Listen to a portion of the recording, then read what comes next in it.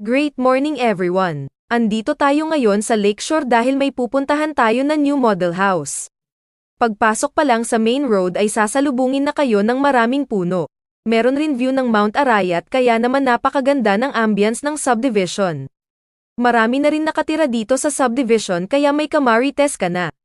Pero ang model na ipapakita ko ngayon ay pre-selling kaya mababa lang ang hulog monthly. Ako si Joanna Rose Berha at samahan niyo ako na pasukin ang dressed up ng Ivana model ng The Palms Lakeshore.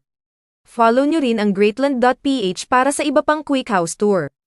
Single attached ito at merong 3 bedrooms, 2 toilet and bath, at 2 carports. May lot area na 80 square meters at floor area na 60 square meters. Dressed up model ito kaya lahat ng makikita ninyong furnitures at upgrades na nilagay dito ay para magkaroon kayo ng idea kung paano aayusin ang bahay pag nilipatan mo. Pero complete finished ang turnover dito.